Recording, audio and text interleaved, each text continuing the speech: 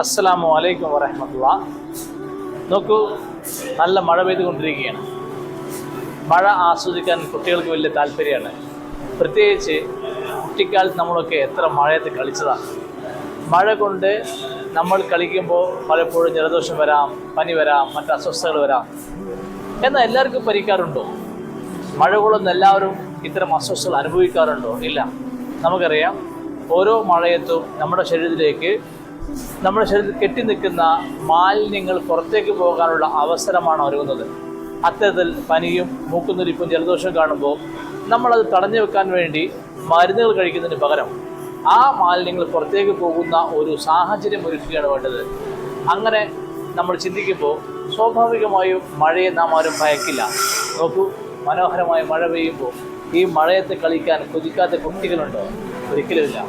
തീർച്ചയായും നാം ഓരോരുത്തരും കുട്ടികളെ മഴ നനയാനും മണ്ണിൽ കളിക്കാനും അതുപോലെ തന്നെ പ്രകൃതിയുമായി ഇണങ്ങി ജീവിക്കാനും പഠിപ്പിക്കേണ്ടതുണ്ട്.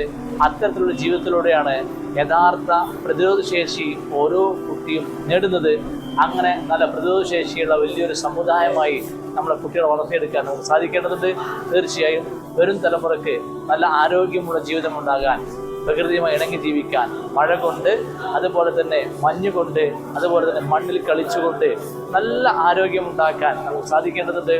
അല്ലാതെ മഴയെ ഭയപ്പെടുത്തി, മണ്ണിനെ ഭയപ്പെടുത്തി, പ്രകൃതിയെ ഭയപ്പെടുത്തി ആകെ മൊത്തം ഒരു ഭയം കുട്ടികളുടെ മനസ്സിൽ കുത്തി നിറച്ചുകൊണ്ട് നല്ല ആരോഗ്യമോ മനസ്സമാധാനമോ ഉണ്ടാക്കാൻ സാധിക്കില്ല എന്ന തിരിച്ചറിവ് നമുക്ക് ആവശ്യമുണ്ട്. നിർഭാഗ്യവശാൽ നമ്മുടെ പുതിയ വിദ്യാഭ്യാസ പദ്ധതികളും അതുപോലെ തന്നെ ആരോഗ്യ കാഴ്ചപ്പാടുകളും ഒക്കെ തന്നെ കുട്ടികളെ പലപ്പോഴും ഭയപ്പെടുത്തുന്നില്ലേ എന്ന് നാം ചിന്തിക്കേണ്ടതുണ്ട്.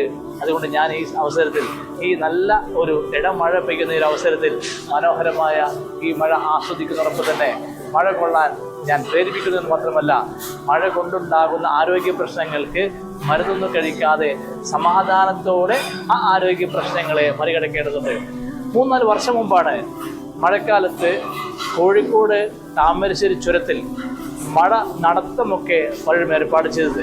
അവിടെ സ്കൂളിൽ നിന്ന് പോലും കുട്ടികളെ മഴ കൊണ്ടുകൊണ്ട് ആ ചുരം കയറാനൊക്കെ പ്രേരിപ്പിക്കുമ്പോൾ തീർച്ചയായും അതിന് സംഘാടകരെ ഞാൻ അഭിനന്ദിക്കാൻ ആഗ്രഹിക്കുകയാണ്. നമുക്കറിയാം, മഴ എന്നുള്ളത് ഒരു സന്തോഷമുള്ള, ഒരു നിർവൃതിയുള്ള അനുഭവമായിട്ടാണ് ഭൂമിയിലെ സകല ജീവികളും കാണുന്നതെങ്കിൽ നിർഭാഗ്യവശാൽ മനുഷ്യൻ മാത്രം എന്തിനാണ് മഴ എത്ര ഭയക്കുന്നത് എന്നുള്ള വലിയ പ്രധാനപ്പെട്ട ചിന്തയാണ്.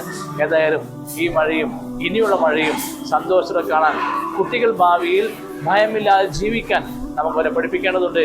ആ രീതിയിൽ നാം ചിന്തിക്കേണ്ടതുണ്ട്. അങ്ങനെ പ്രകൃതിയുമായി ഇണങ്ങി ജീവിക്കാൻ നമ്മുടെ കുട്ടികൾക്ക് നമ്മൾ വഴിയൊരുക്കാമെന്ന് മാത്രം പറഞ്ഞ് എൻ്റെ വാക്കുകൾ അവസാനിപ്പിക്കുന്നു. Thank you. അസ്സലാമു അലൈക്കും.